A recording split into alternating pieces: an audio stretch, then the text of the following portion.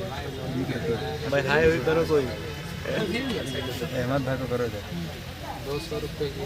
200 रुपया। अरे बारिश क्यों गिर रहा है?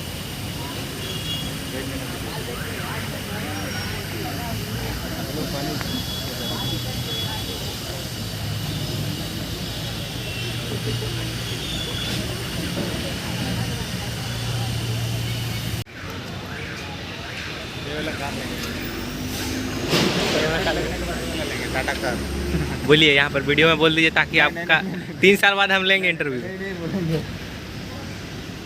ये ला कार लेंगे बोल रहे हैं।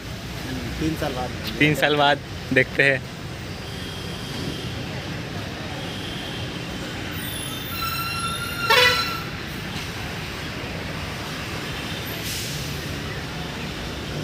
मेरा वीडियो थोड़ा बड़ा। चलो आ जाओ।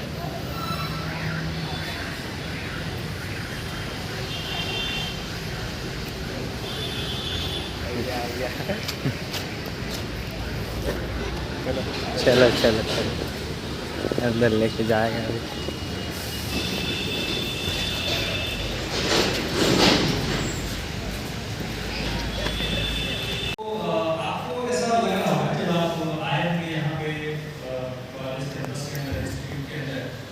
आपको लग रहा होगा कि यार ये कौन सा अजीब हुआ कि एक कॉलेज से निकले और दूसरे कॉलेज में आ गए। ये फिर तो मेरा वाला कैंपस तो इससे ज़्यादा बड़ा था, वहीं में घूम लेना थोड़ा सा। कितने लोगों के दिमाग में ये आ रहा था आना चाहिए यार।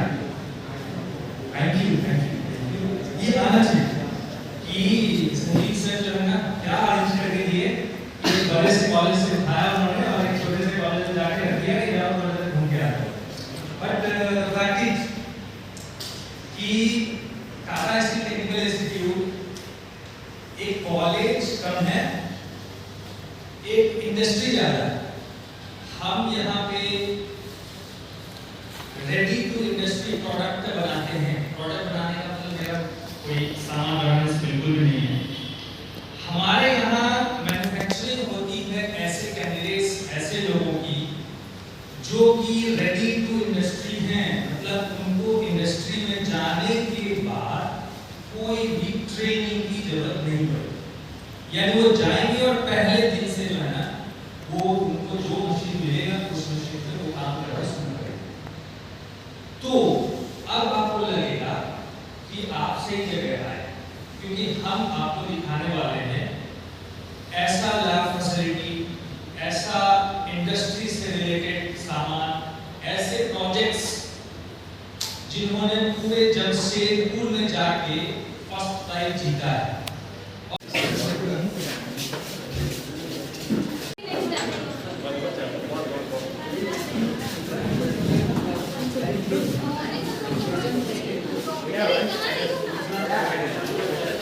चलो यही बस यही था।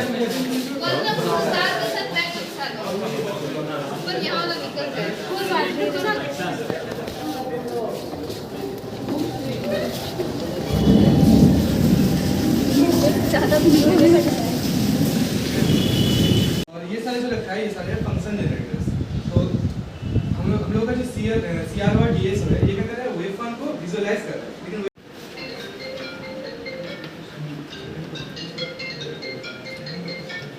ठीक है, इसमें ये डिस्प्ले हो रहा है साइन वेवफॉर्म कैसा होता है, ऐसे ही होता है। और इसका जो पीक टू पीक वैल्यू दिख रहा है, इसका पीरियड है, RMS वैल्यू है, फ्रीक्वेंसी है, सब कुछ इसमें मेजर होके ही दिखता है। और भी बहुत सारे मेजरेबल वैल्यूज होता है इसमें, हम लोग इसको चेंज करके भी बहुत कुछ देख सकते हैं।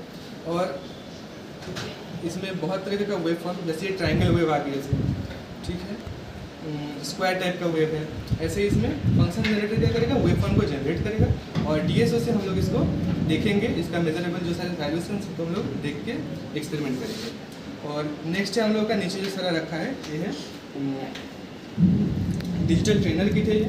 तो इसमें मेनली होता क्या है, हम लोग IC जो बहुत सारे इंटीग्रेटेड सर्किट होता है ना, जैसे कि NOR गेट का, OR गेट का, ये सारे 8 पिन का या 20 पिन का जो छोटा छोटा जो IC होता है उन सबको हम लोग इसमें लगा के ये कैसे वर्क करता है ICs वगैरह उन सबको हम लोग देखते हैं। उसके बाद उधर पावर सप्लाई रखा है, वो जो DC पावर सप्लाई है, ये सब जितने भी सब पावर सप्लाई है, ठीक है, जो हम लोग का इलेक्ट्रॉनिक कंपोनेंट्स उसको यूज़ करके जब हम सर्किट्स बनाते हैं वहाँ पर तो डीसी सप्लाई देना होता है ना, तो अगर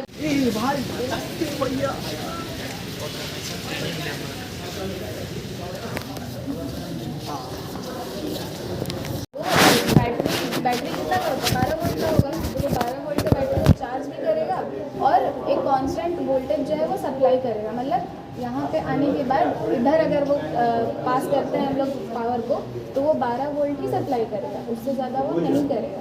ठीक है, मान लो जैसे बैटरी हम लोग का 12 वोल्ट का है, ठीक है, हम लोग को जनरेट करके मिला है 15 वोल्ट 16 वोल्ट, ठीक है, तो क्या होगा बैटरी 12 वोल्ट चार्ज कर लेगा और बाकी का जो पावर है वो खुद में स्टोर करके रखेगा और आगे जितना पावर सप्लाई होगा ना वो 12 वोल्ट ही होगा, उससे ज़्यादा नहीं होगा। फिर है तुम्हारा DC ammeter, DC voltmeter, यहाँ से चार्ज कंट्रोलर के बाद आने के बाद यहाँ पे कितना वोल्टेज उसको मिल रहा है, कितना करंट मिल रहा है वो दिखाएगा। वो है तुम्हारा डीसी लोड। यहाँ पे अगर हम लोग इससे लोड को कनेक्ट करते हैं तो कैसे वो चलेगा।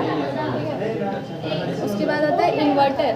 सोलर पैनल क्या करता है, हम लोग को डीसी देता है पावर, ठीक है, तो इन्वर्टर क्या करेगा, डीसी टू एसी कन्वर्ट करके देगा ताकि हम लोग उसको घर में यूज़ कर सकें। वो कन्वर्ट किया और फिर वही सेम चीज़ है कि जो कन्वर्ट करके आएगा वोल्टेज और करंट वो तुम्हारा एसी वोल्ट मीटर और एसी वोल्ट मीटर में दिखेगा। ये तुम्हारा एसी लोड है, ये तुम लोग का ये भी लोड है, इसको हम लोग रियोस्टैट बोलते हैं, जो कि वेरिएबल रेजिस्टर है। ठीक है, ये रेजिस्टर है, इसको हम लोग वैरी कर सकते हैं ऐसे। यहाँ पे इसका वैल्यूज लिखा हुआ है, ये कॉइल है, इसको अगर हम लोग मूव करेंगे इसका मतलब रेजिस्टेंस जो है वो बढ़ा रहे हैं, इधर लेके आएंगे मतलब रेजिस्टेंस जो है वो कम कर रहे हैं। ठीक है, तो हम लोग यहाँ से शुरू किए।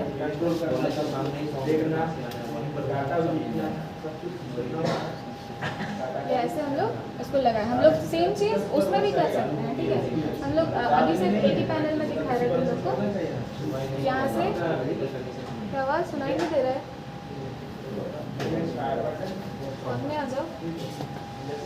दो पैनल है, दो पैनल को हम लोग सीरीज में भी कनेक्ट कर सकते हैं, पैरेलल में भी कनेक्ट कर सकते हैं। ठीक है, तो जब सीरीज में कनेक्ट करेंगे तो क्या होगा, दोनों में वोल्टेज क्या होगा, डिवाइड होगा। यस मैम, पावर ड्रॉप होगा। हाँ, वोल्टेज डिवाइड हुआ, करंट सेम रहा। और फिर पैरेलल में भी जब करेंगे तो क्या होगा, वोल्टेज सेम रहेगा, करंट डिवाइड हो जाएगा। वही सेम चीज़ यहाँ पे तुम लोग को शो करेगा। ठीक है, अभी हम लोड नहीं कनेक्ट कर रहे हैं। ये हुआ। अब ये जो है ना, इससे हम लोग उसका टिल्ट एंगल देख सकते हैं, हम लोग इसको टिल्ट कर सकते हैं। इसको अगर हम लोग खोलेंगे, दोनों साइड से लूज़ करेंगे तो ये टिल्ट होगा। और फिर हम लोग ये देख सकते हैं कि टिल्ट एंगल में जब हम लोग रख रहे हैं तो अगर हम लोग इसको सोलर इंटेंसिटी सप्लाई कर रहे हैं तो कितना जनरेट करके दे रहे हैं। जनरली हम लोग क्या देखते हैं कि घर में अगर हम लोग सोलर पैनल को इंस्टॉल कर रहे हैं तो उसको हम लोग टिल्ट एंगल में रखते हैं, क्योंकि टिल्ट एंगल में जो सोलर का इंटेंसिटी हम लोग को मैक्सिमम मिलता है वहाँ पे। तो टिल्ट एंगल में भी हम लोग चेक करते हैं कि कितना उसको मिल रहा है, कितना वो पावर जनरेट कर रहा है वहाँ पे। ठीक है, और टिल्ट एंगल जो होता है वो हम लोग जनरली रखते हैं तुम्हारा जिस लोकेशन में हम लोग इंस्टॉल कर रहे हैं पैनल को, उस लोकेशन का जो लैटिट्यूड होगा उसके इक्वल हम लोग उसका टिल्ट एंगल रखेंगे। झारखंड में वो होता है 18 to 24 डिग्री। ठीक है ना, इसमें कुछ डाउट है किसको?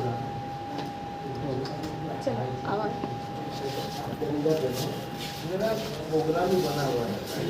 अब जैसे हम लोग वहाँ पे सोलर का यूज़ किया है, ठीक है, वैसे यहाँ पे हम लोग विंड का यूज़ करेंगे। ठीक है, वहाँ पे हम लोग हैलोजन यूज़ किए हैं, यहाँ पे हम लोग वो वाला जो ब्लोअर है, सबसे बड़ा वाला जो पंखा दिख रहा है वो यूज़ करेंगे। ठीक है, ब्लोअर क्या करेगा, हम लोग को विंड देगा। अब यहाँ पे हम लोग अंदर रूम में तो ज़्यादा हवा नहीं आएगा, वो पंखा घूमेगा कैसे, टरबाइन घूमेगा कैसे, इसीलिए वहाँ पे ब्लोअर लगाया गया है, आर्टिफिशियल ब्लोअर, जो कि इलेक्ट्रिसिटी जैसे हम लोग उसमें प्रोवाइड करेंगे वो घूमना शुरू करेगा। और वो जब घूमेगा वो विंड एनर्जी इस टरबाइन में देगा, यहाँ जो छोटा वाला टरबाइन दिख रहा है उस टरबाइन में देगा, और वो टरबाइन जब घूमेगा तो वो वोल्टेज जनरेट करेगा। ठीक है, पहला 2 सेक्शन जो है वो पूरा सेम है उसके जैसा। फिर तुम्हारा ये वाला सेक्शन आता है, ये जो है वो 1 फेज़ एसी का है, इसको हम लोग 3 फेज़ एसी में कन्वर्ट किए, क्योंकि वो जो मोटर है जिससे जो ब्लोअर चल रहा है वो मोटर क्या है, 3 फेज़ का है। ठीक है, 3 फेज़ मोटर है। ये है VFD, जिससे हम लोग स्पीड ऑफ जो फ़ैन है उसको कंट्रोल करते हैं। और यहाँ हम लोग जो हर एक फेज में कितना AC हम लोग को मिल रहा है वोल्टेज, वो देख सकते हैं। ठीक है, देखो इधर हम लोग बढ़ाए, उधर फैन चलना शुरू किया। इधर आ जाओ, जिसको नहीं दिखेगा इधर आ जाओ। हम लोग जैसे उधर बढ़ाए, फैन जो है ब्लोअर जो है वो घूमना शुरू किया। ठीक है, लेकिन जो टरबाइन है क्या वो घूम रहा है? टरबाइन तो नहीं घूम रहा है, क्योंकि उसको अभी तक उतना ज़्यादा हवा नहीं मिला है। ठीक है, जब हम लोग मैक्सिमम इसमें 17 रखेंगे ना, तब वो टरबाइन घूमना शुरू करेगा।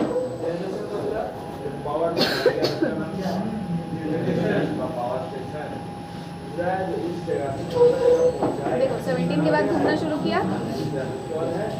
जैसे जैसे टरबाइन घूमेगा ना, वैसे वैसे वोल्टेज यहाँ पे जनरेट होगा और वो बढ़ेगा। वोल्टेज बढ़ रहा है। अब हम लोग इसको और बढ़ाते हैं। वोल्टेज देखो बढ़ रहा है। अब क्या है ना कि यहाँ देखो फैन ऑन हो गया। ये जो है 12 वोल्ट का लोड है। ठीक है, 12 वोल्ट का लोड है, मतलब इसको हम लोग को मिनिमम 6 से 7 वोल्ट देना होगा इसको चलाने के लिए। अब उसको धीरे धीरे मिलने लगा है, वो 7-8 हो गया। यहाँ LED था, LED ब्लिंक कर रहा है। अगर हम इसको और थोड़ा पावर बढ़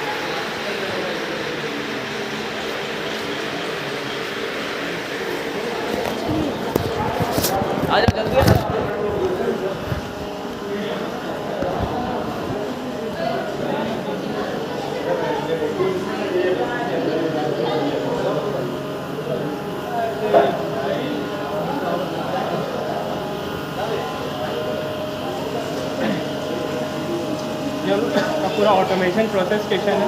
ठीक है, ये पहले हो गया फीडर स्टेशन। जो भी हम लोग यहाँ पर अपना प्रोडक्ट ले रहे हैं वो सबको ये इस साइड में है इंस्पेक्शन। इसमें इसका हाइट मेजर होता है, क्या मटेरियल ये सब मेजर होता है। ये हो गया पहला स्टार्टिंग स्टेशन कि यहाँ पे कौन सा मटेरियल है। दूसरा उसका हाइट क्या है, लेंथ क्या है, ये सब चीज़ यहाँ से पता होता है। उसके बाद आता है कि इसका क्या प्रोसेस हम लोगों को करना है, इस पर ड्रिलिंग करना है कि क्या करना है। वो प्रोसेस के लिए फिर यहाँ पे एनालाइज होता है कि क्या इसके ऊपर हम लोग को प्रोसेस करना है।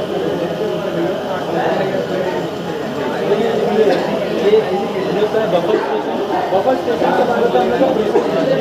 ये प्रोसेस स्टेशन में क्या है कि हम लोग एक टेबल का यूज़ कर रहे हैं जो हमारा 45 डिग्री में टर्न करके वो ड्रिलिंग कर रहे हैं। ड्रिलिंग करने के बाद जो पिक एंड प्लेस कर रहे हैं, ये पिक एंड प्लेस का सिस्टम है। ये पिक एंड प्लेस करके कन्वेयर में डालते हैं। हम लोग इसमें PLC का यूज़ करेंगे, PLC का और IO इंटरफेस का यूज़ करेंगे। IO इंटरफेस ये होता है कि हम लोग जब इनपुट और आउटपुट का PLC में हम लोग क्या कर पाते हैं, PLC में हम लोग ज़्यादा हैवी वायर को डाल देते हैं जिससे वो PLC वर्क नहीं करता। और PLC वर्क नहीं करेगा तो हम लोग का पूरी स्टेशन काम नहीं करता है। और पूरी स्टेशन के लिए हम लोग क्या करेंगे, हम लोग ज़्यादा से ज़्यादा IO इंटरफेस का यूज़ करेंगे। ज़्यादा कुछ नहीं, इसमें न्यूमेटिक का यूज़ है। न्यूमेटिक ज़्यादा यूज़ हम लोग ये जो ब्लू कलर का ग्रीन रंग का ब्लिंक कर रहा है हमारा PLC है। PLC का मीन होता है प्रोग्रामेबल लॉजिकल कंट्रोलर। जो हम लोग प्रोग्राम डालेंगे उसी के हिसाब से वो रोटेट करेगा। ये बिगन प्लेस किया और कन्वेयर में डाल दिया और वो अपना काम है। फिर ये घूमेगा, बिलिंग किया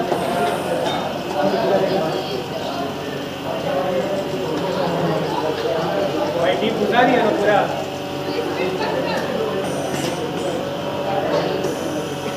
और हम लोग इसमें सेंसर को फोटो इलेक्ट्रिक सेंसर का यूज़ किया।